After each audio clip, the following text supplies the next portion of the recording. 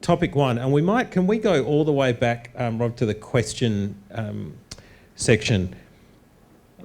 And what I haven't done is answered each question. I've just sort of put sort of policy type sentiments there. So we'll go all the way back to topic one, which was viability. Okay, and I've got the first comment is the cost premium of there's a cost premium that needs to be recognised and addressed by government for rural and regional aged care. This is reflected in travel costs for clinical staff and providers, capital and maintenance costs for residential aged care facilities, and the atomisation of allied health provision, with the implication that that cost premium needs to be funded.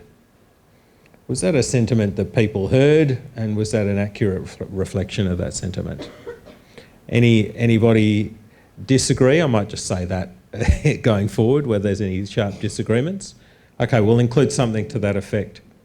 And then I've moved on to solutions. Solutions are at a policy, a provider and a community level with some dot points. Funding must recognise regional cost pressures.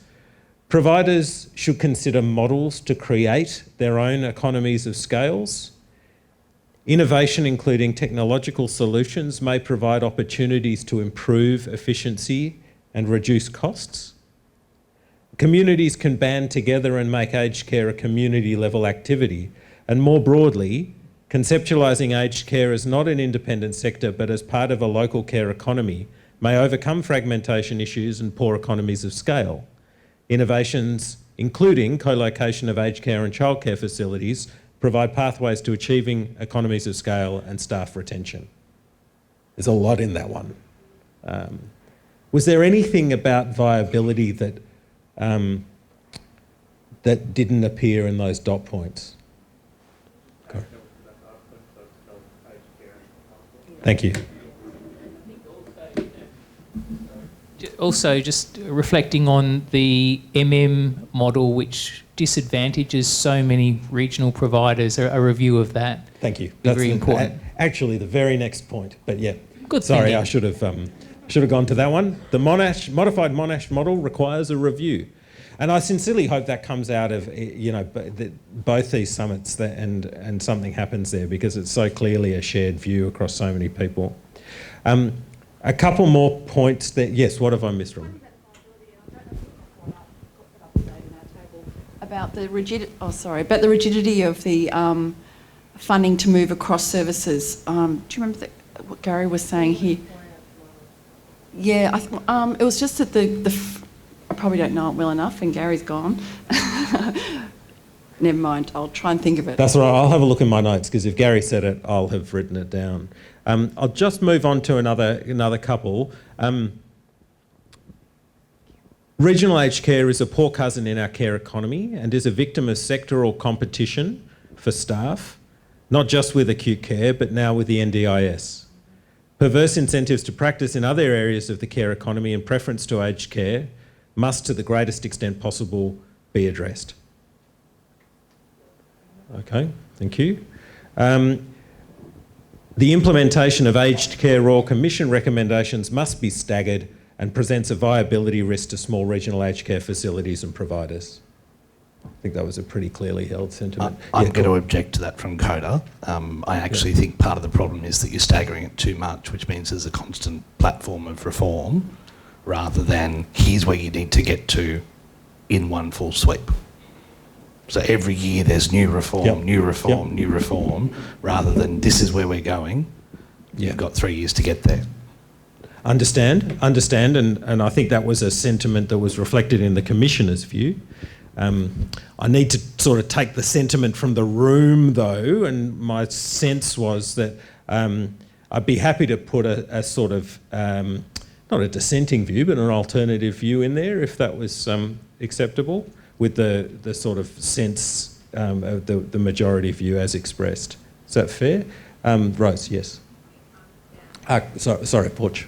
Thanks.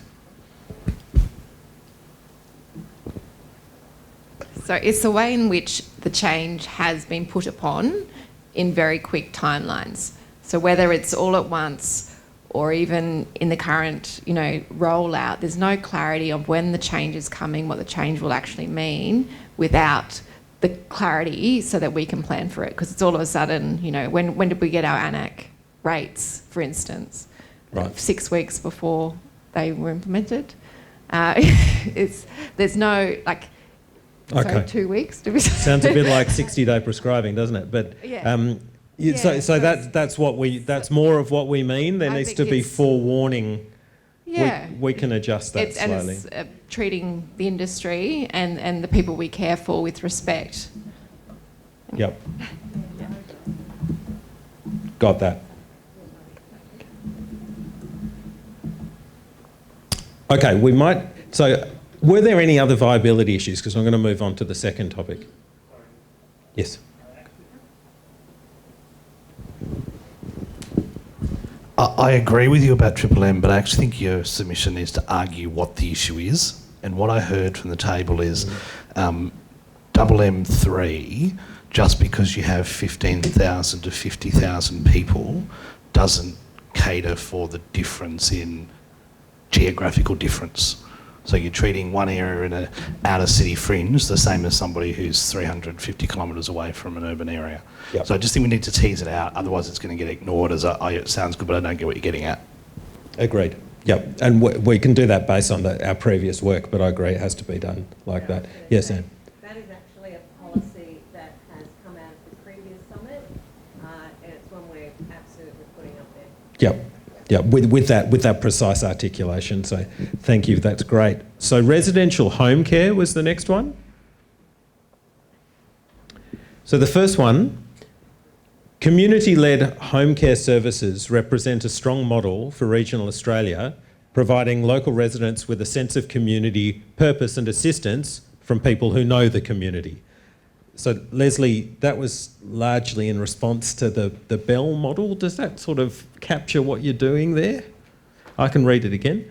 Yeah, I was listening carefully. Yeah. Community-led home care services represent a strong model for regional Australia, providing local residents with a sense of community purpose and assistance from people who know the community. Yes, it does. I think the other really important side of that thing, which I don't always take into account, is that we're providing locals with jobs. Yeah. So care for our seniors, jobs for locals, they go hand in hand really, and that's partly why and we don't have the travel costs. And I'm just conscious that's more of a statement than actually asking for anything. So we might shift that a little to suggest that we want more focused funding or support for such initiatives. Well, I guess from our point of view, as long as home care packages keep coming, then communities can keep implementing this model and doing it, doing it well in their towns. Yeah, okay, good. Because that's the only funding we have. We don't have government grants or anything. You're only getting it through HCPs. Yeah. Yep. And it's working. Okay, good. Thanks, Nick. We'll know that. Whilst there has been a slight improvement, the silent waiting lists for elderly regional Australians are access to ACAT, and the time lag between home care package approval and implementation remains too large in regional Australia and needs to be addressed. Along with CHSP.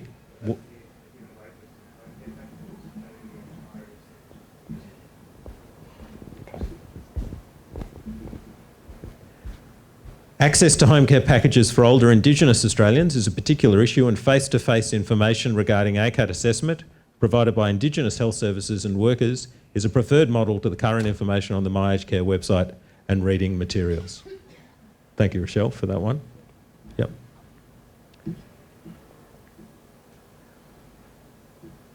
Now this one, I'm going to need help with a couple of these, but funding limits and diversion of funding to package administration means that regional older Australians may need to choose between home modifications and nursing visits. This suggests that funding limits need to be increased. Did I get that right? I wasn't sure. Tim.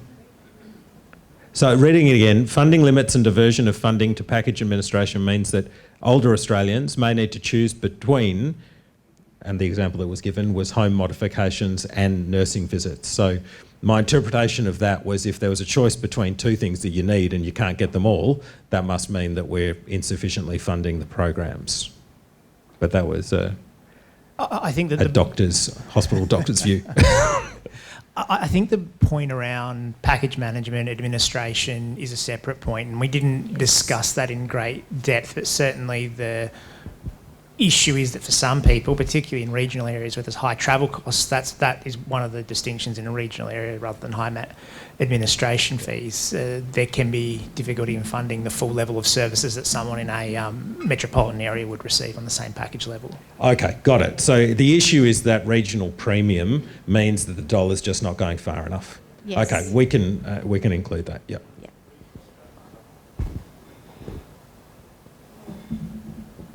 Yeah. I heard regional travel supplement there, and that sounds good. We'll write that down as a suggestion. Okay, and I've tried to distill a complex conversation before into one sentence, so I'll need help from Table 5. A growth funding round for home care packages is required to enable more providers to enter the market in regional areas. CHSP. I've got some homework to do on what these all are. Okay, good. Is there anything else in the home care space that people wanted us to raise?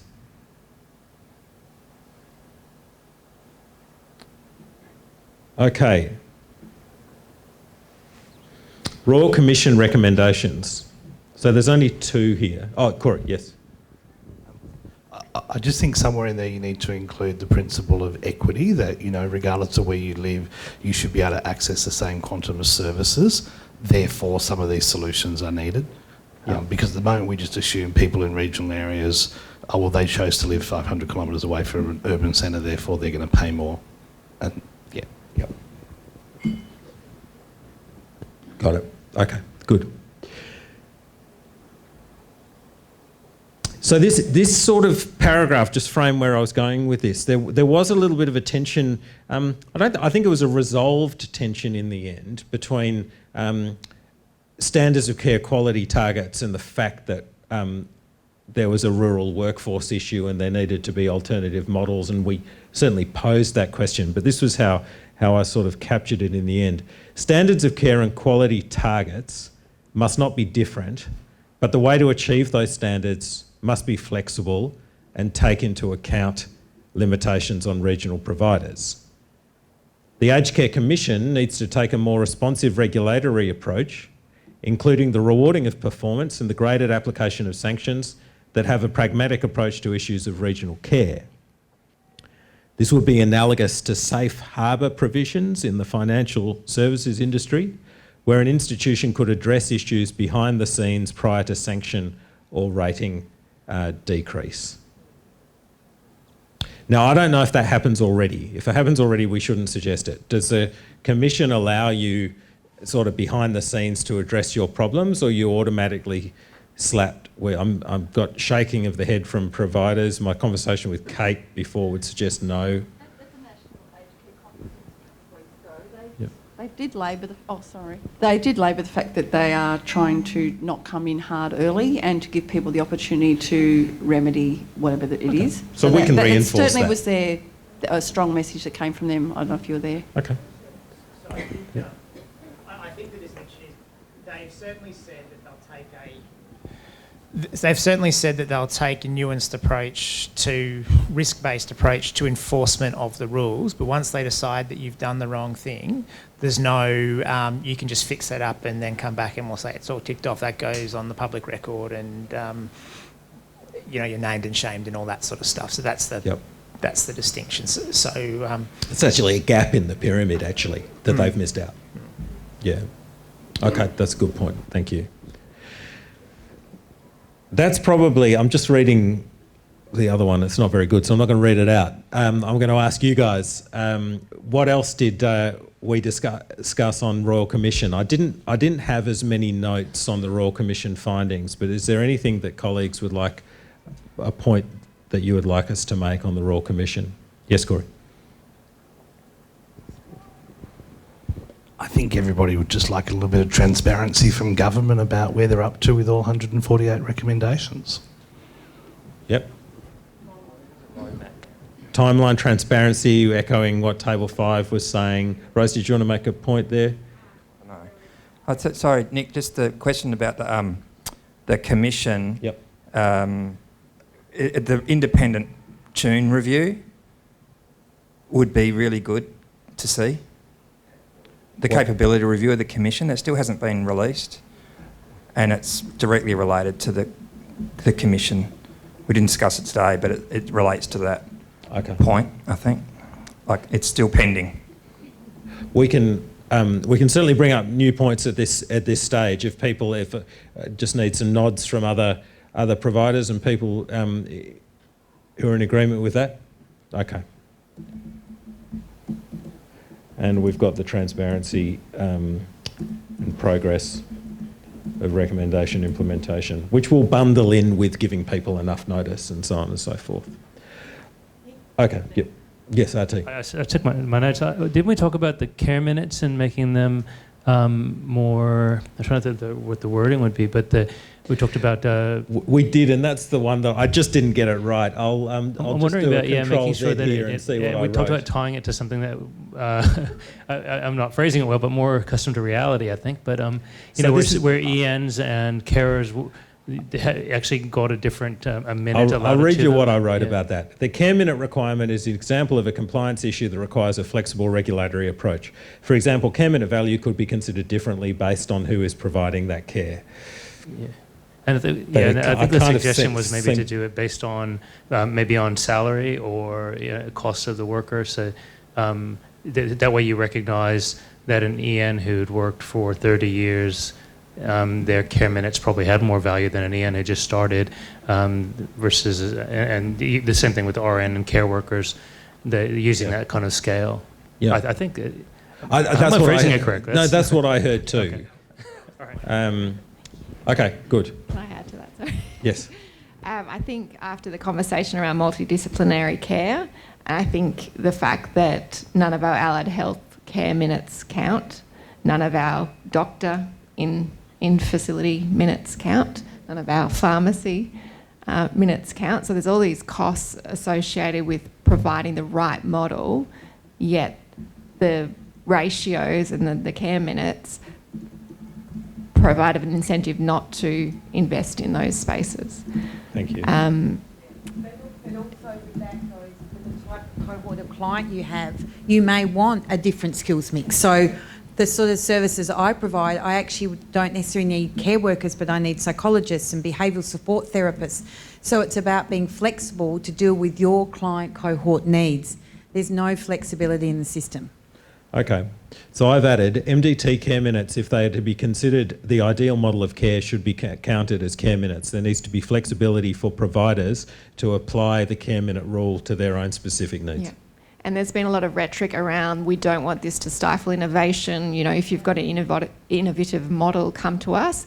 But there is no mechanism for us to put our hand up and say, we might only have 180 care minutes under this definition, because we're investing 50 care minutes like this. There's no avenue to say, I'm not going to be named and shamed, or my quality ratings aren't going to slip. I believe to meet the 5-star for staffing, you actually have to be well and truly over your care minutes. So it's to actually look like you're achieving the 5 stars, you've got to be an overachiever, which... I'm not sure I've heard anything good about these stars so far today. Can I also add to that? Sorry. There is a regional provider that I've heard of that has gone from a 72-bed facility. They're not accepting new clients in or new care recipients in. They're down to about 56, and in a limited, a small community where there's only 2 providers. When they're dropping that number of beds, it really impacts on us. For example, it just puts pressure on the community. Huge. Because they really want to achieve the care minute, the star ratings. Right. And also I realise that you've got to provide the care for the residents that you have, but it's putting unnecessarily pressure on where there is definitely a gap in the ability to provide care, and it's a risk to the consumer, well, absolutely don't accept more care recipients in, but where they are reducing their number of beds in the community just to meet star ratings, I think that's that's problematic. Yeah, very much problematic application of regulation. Yep. Sorry to be the anchor please. At the other end with consumers. I can tell you lots about what consumers love of star ratings, and the fact we're having this conversation is one of them. Yeah. We're actually talking about the different things that consumers use to make decisions between.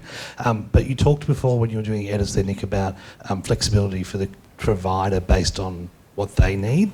It should be based on the client. That was the implication. Profile. Yeah, but thank you. That language is important if we're going to be to meet resident care needs. Topic 4, workforce. We'll move on to that slide.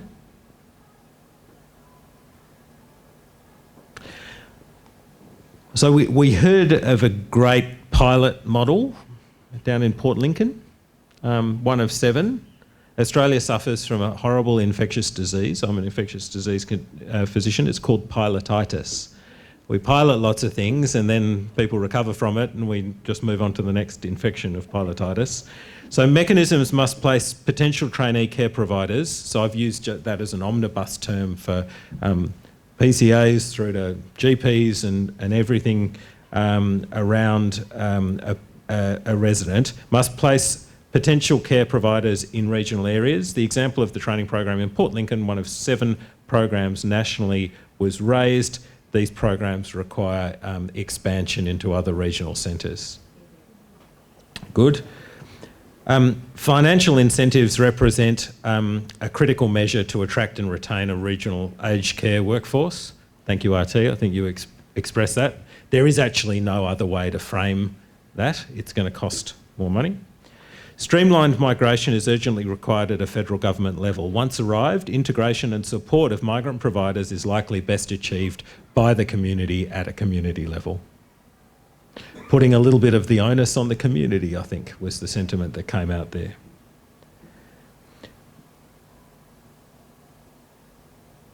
The requirement for 24/7 registered nursing was recognised as important.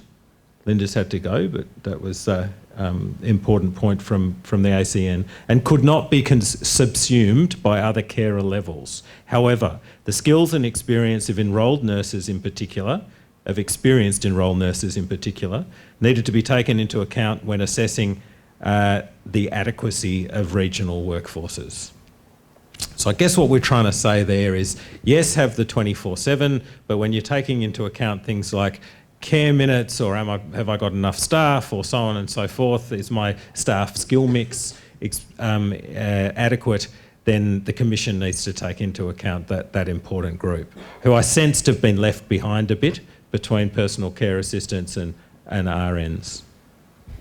I'd just add to that, I think there were conversations around agency nurses who don't have the knowledge of the community or the people, what do you call them, care recipients. I'll get the twang on that. Yep. But that actually makes a difference too in terms of the quality of the care. If you've got an EN who's been working in that facility and working with these care recipients for a number of years, and then you have an agency nurse who flits in for a day or two, you've got to question whether the quality of care relationship is going to be there. Yeah. Yeah.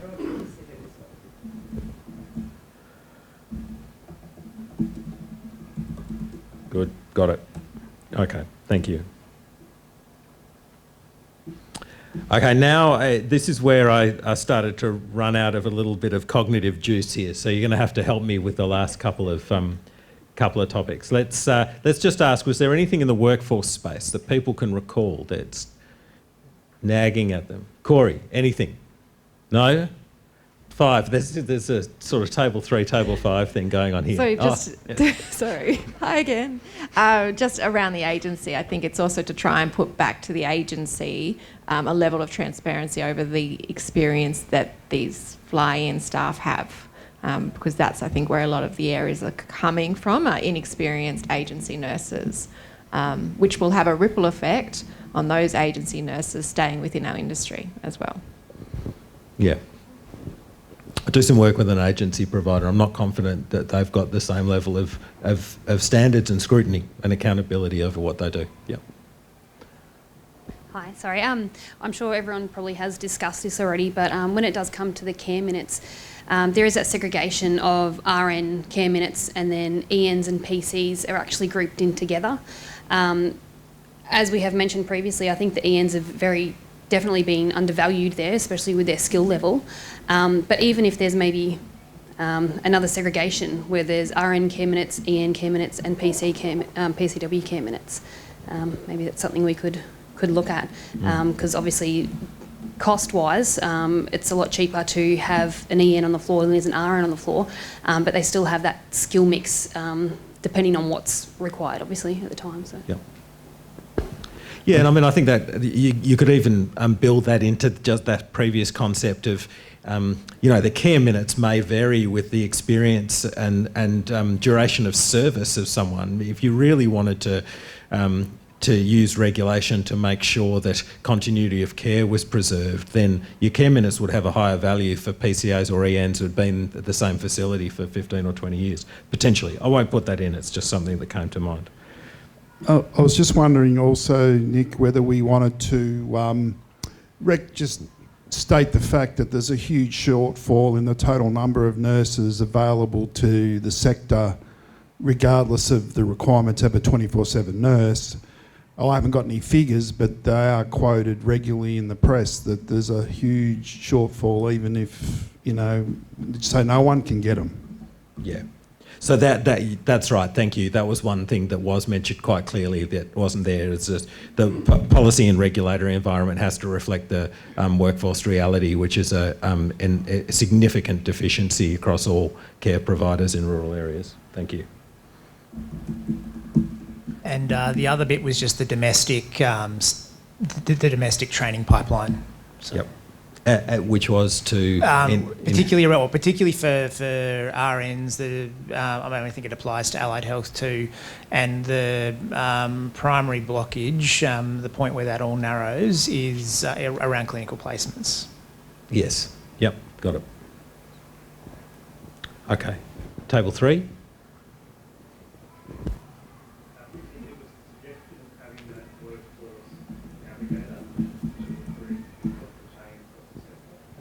Yeah, that was a good one, and echoes a little bit one of the ones that came out of the Health Workforce Summit. So we'll pop that in. Yeah.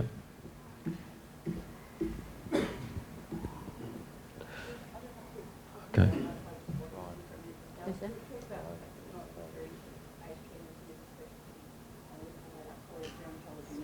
Sorry, calling it gerontology nursing and changing the way we speak about it as a highly skilled. Lisa mentioned that. Very, very happy to include it. So it's we'll put gerontology nursing or geriatric nursing, but as a specialty, and she spoke quite clearly about the way we market things. In fact, I love that idea of telling hospital nurses and doctors, for that matter, that you're doing aged care anyway, because that's absolutely true. Okay, topic 5 we'll move on to now, multidisciplinary care, if we can just get those.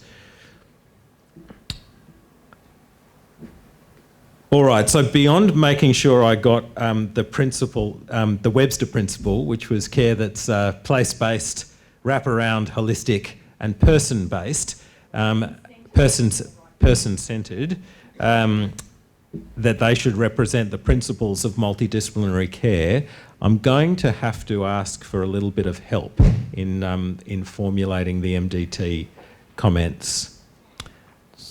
Largely because we had some examples and then we moved into some funding questions, which I've captured a bit later. So the first one I had was that we need to recognise that MBS items for allied health are not funding multidisciplinary care, they're funding individuals' occasions of care. Aged care funding historically has funded things like allied health in a multidisciplinary way. So the two different funding streams funded differently. Yep. The second one that our table talked about, I'm not sure we got to talk about as a group, is that at the moment we're trading off against different sectors and all we're doing is raising the price that we're going to pay for somebody. And so we're now just added 15% on aged care. Disability will do it in 2 years. Acute will do it in a year after that. And all we're doing is driving up the price across all the sectors.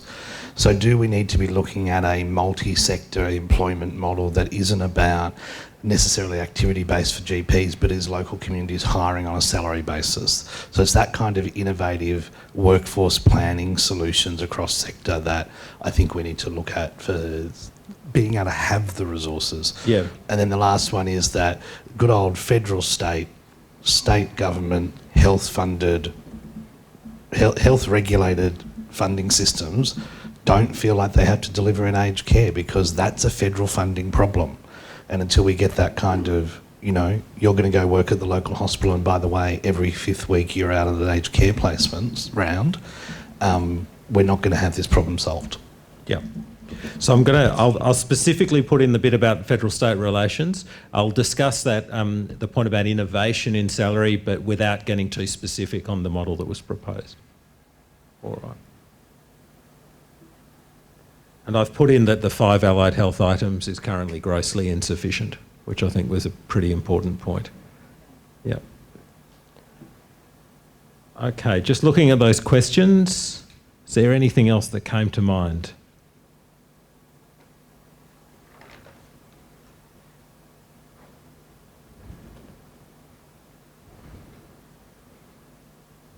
Good. We're going to use the quote, Kate's quote, that bricks and mortar shouldn't determine what you get. All right, topic 6. Can we just move the slides forward?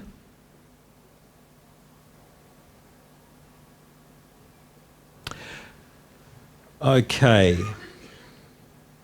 So I think I'm just be careful with me here, because I'm not sure I addressed specifically those questions. I just used topic 6 to plug in some things that we hadn't spoken about but were important. So just bear with me, and then we can address the topic itself.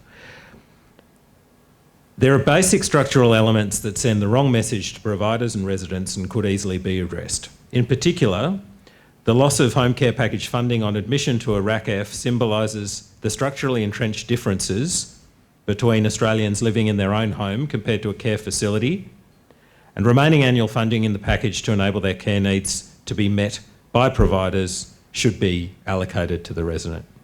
Other funding changes could include providing full funding to a RACF provider on the day of a resident's death, considering how to optimise the provision of carers funding to enable Australian families to care for their elderly relatives. So there were 3 concrete funding proposals that just sort of came out of the discussion. Were there any other concrete funding proposals that people remember making that they'd like included? Okay.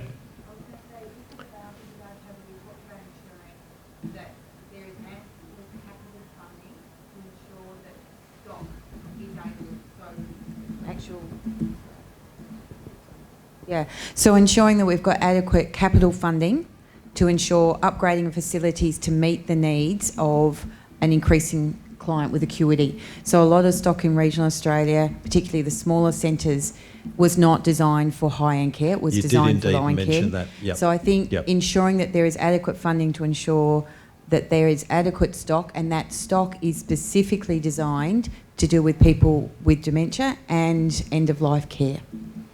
Yeah. That is more expensive in the region than in the city. Yep. And there's no RAD money and greater concessions, so there needs to be lots of capital funding. Yep. Great. Got it. Thank you. And the final one was just the idea that sort of trying to capture this idea. Table 5 again. Sorry, it was just to, I think, extend that. We thought that it should be a good mechanism for the accreditors when they're coming in to actually view the facilities, which they are, and under the standard in the built environment, that provides the recommendation which makes us eligible for capital funding. Well, that sounds very sensible. Does anyone... Hang on. We've got the... Happy with that? Yeah. I mean, that's very interesting thought, so we will put that in there. Presumably, if they're not Mets, that's what we're thinking here. No, I think I think there's just a general, like, the built environment, there's a whole lot of elements of standards, and generally if an organisation can show they're doing their best to meet that, they'll meet those requirements.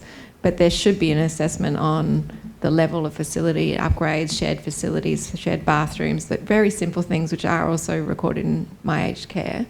To say that, well, this facility has 70% shared bathrooms, they should be eligible for grants. We know that roughly a bathroom costs X. Make it easy for us, because we're spending a lot of money, individual providers, on very expensive consultants to do the pitch to the department. Got it. Okay, so just finishing off then, investment and support of multi-purpose services is critical for regional aged care viability and represents a fundamental difference when compared with urban aged care. MPS aligns well with the concept of local care economy, affiliation between providers and the aforementioned benefits of both. Is there anything else about MPS that people wanted to include?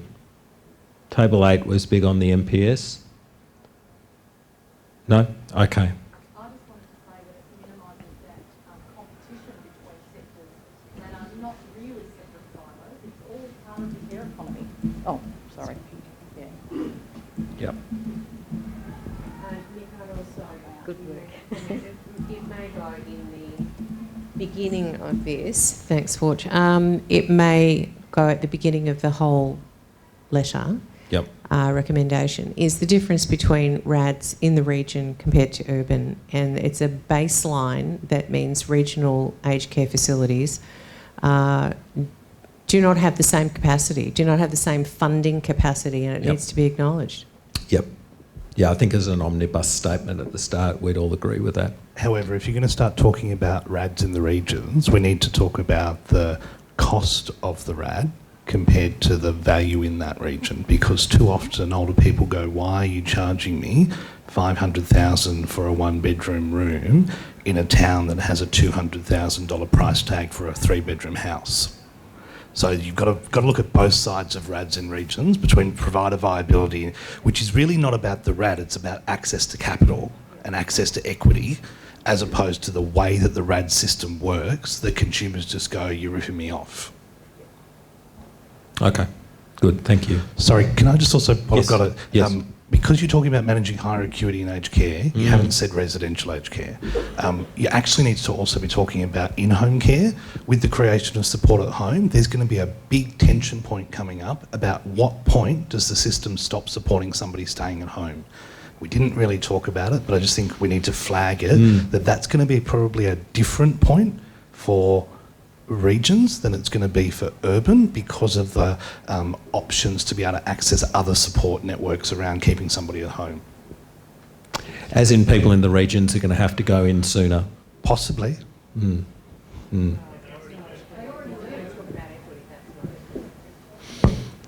We're opening up a new discussion. I'm happy to have it. No. It's important because I think everybody in the room knows that there's a really strong drive towards home care and what those implications are for regional Australians. If people are happy for me to summarise Corey's point there, I can do that. Okay, good. And for topic 7, I think the general consensus was simply that there is a strong role for pharmacists within what we have dubbed the multi-purpose environment, the affiliate environment, the local care economy, but that specifically that role needs to be leveraged to enable the care providers within a regional aged care facility to focus on their job and sort of minimise the amount of work they're doing that a pharmacist can do. Which I think is a nice way to capture the role of pharmacists, but I'm very happy to consider any other points that we may have missed there.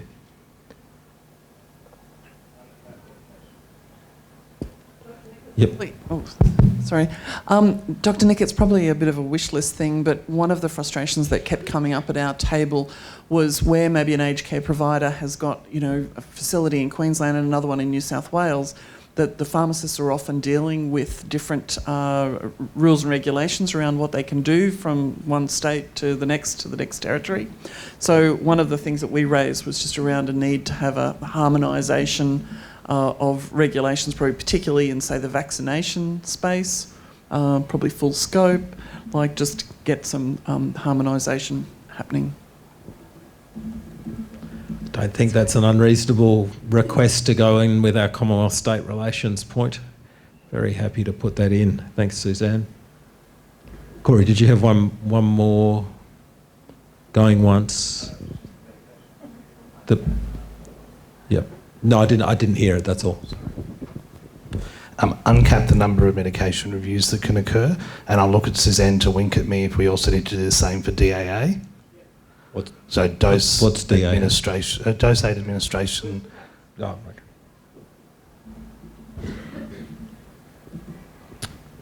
okay, all right. So I think that brings us to the end of... No, it doesn't. RT. I was about to have a beer. I'll buy you a beer after this, Nick. I'm sorry, I've got my notes twice that we talked about the administrative burden to smaller facilities and coming up with a generic set of policies or so that they don't have to reinvent the wheel each time. And I don't think we mentioned that. And I thought that was an agreement point. Yeah, I think so. And we can put that all the way back in topic 1 because I do recall that. Thank you. Yeah. Sorry, Nick, just coincides with that a little bit. And if it's not the collective recollection, then don't write it down. But I thought under maybe the Royal Commission, we talked about the governance and compliance costs and funding for organisations whose economies of scale don't otherwise support it. I thought that was brought up, but if it wasn't... Yep. Happy that we discussed that. I'll recall it. And we'll bundle that in with the whole economies of scale point as well. Okay.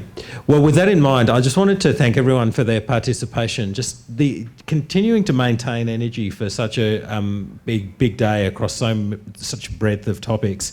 I think reflects a little bit that Kate's expressed passion and the passion of others who have stood up here today is shared by all of us. People really want to see things change in regional aged care and realise that, there's such an imperative for doing so, but also a lot of landmines that are potentially out there that we would all like to see addressed by government. So there's a lot of great suggestions here. They will be put forward as I've outlined. Just from me, I just wanted to thank a couple of people in particular, reiterate my thanks to Anne Webster, Anne Ruston, and particularly for Anne Webster's staff for all the hard work that they've put into today. This is the second time we've run it, and this was even smoother and better than the first, and the first one was pretty damn good. So can I just get everyone to thank Anne's staff?